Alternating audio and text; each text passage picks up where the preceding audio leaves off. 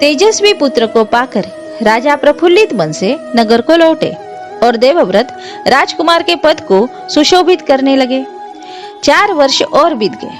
एक दिन राजा शांतनु यमुना तट की ओर घूमने गए तो वहां अप्सरा सी सुंदर एक तरुणी खड़ी दिखाई दी। तरुणी का नाम सत्यवती था। गंगा के वियोग के कारण राजा के मन में जो विराग छाया हुआ था वह इस तरुणी को देखते ही विलीन हो गया। उस सुंदरी को अपनी पत्नी बनाने की इच्छा उनके मन में बलवती हो उठी। उन्होंने सत्यवती से प्रेम याचना की। सत्यवती बोली, मेरे पिता मल्लाहों के सरदार है, पहले उनसे अनुमति ले लीजिए, फिर मैं आपकी पत्नी बनने को तैयार हूँ। राजा शंतनु ने जब अपनी इच्छा उन पर प्रकट की तो केवटराज ने कहा, आपको मुझे एक वचन देना पड़ेगा।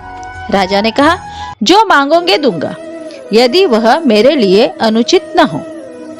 केवटराज बोले, आपके बाद हस्तिनापुर के राज सिंहासन पर मेरी लड़की का पुत्र बैठेगा।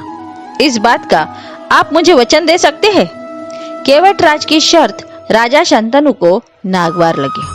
गंगासुत को छोड़कर अन्य किसी को राजगद्दी पर बैठाने की कल्पना तक उनसे न हो सके।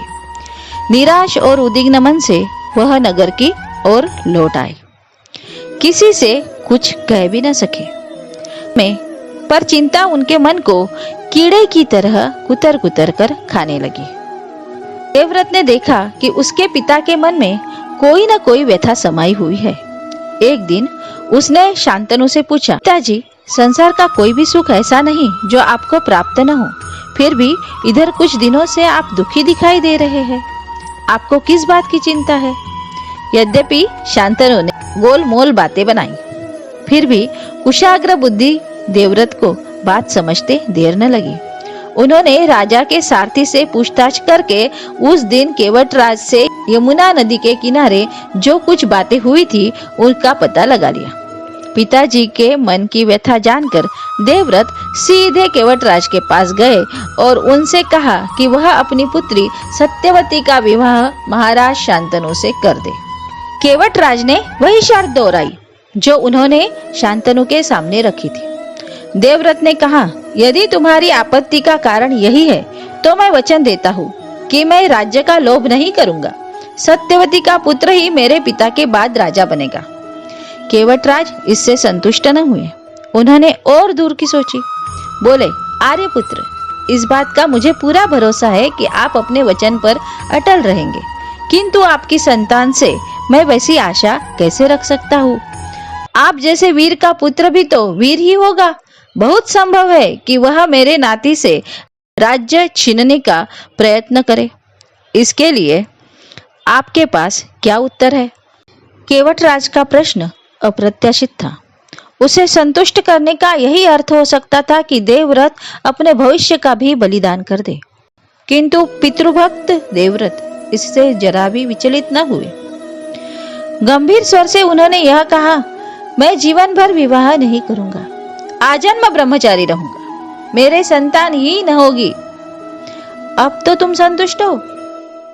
किसी को आशा न थी कि तरुण कुमार ऐसी कठोर प्रतिज्ञा करेंगे।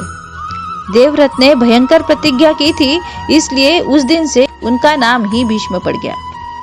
केवटराज ने सानंद अपनी पुत्री को देवव्रत के साथ विदा किया। सत्यवती से शांतनु के 2 पुत्र हुए, चित्रांगद और विचित्रवीर्य। शांतनु के देहावसान पर चित्रांगद हस्तिनापुर के सिंहासन पर बैठे और उनके युद्ध में मारे जाने पर विचित्रवीर्य की 2 रानियां थी, अंबिका और अंबालिका। अंबिका के पुत्र थे धृतराष्ट्र और अंबालिका के पांडु। धृतराष्ट्र के पुत्र कौरव कहलाए और पांडु के पांडव। महात्मा भीष्म शंतनु के बाद से कुरुक्षेत्र युद्ध का अंत होने तक, महात्मा भीष्म शंतनु के बाद से कुरुक्षेत्र युद्ध का अंत होने तक उस विशाल राजवंश के सामान्य कुलनायक और पूज्य बने रहे।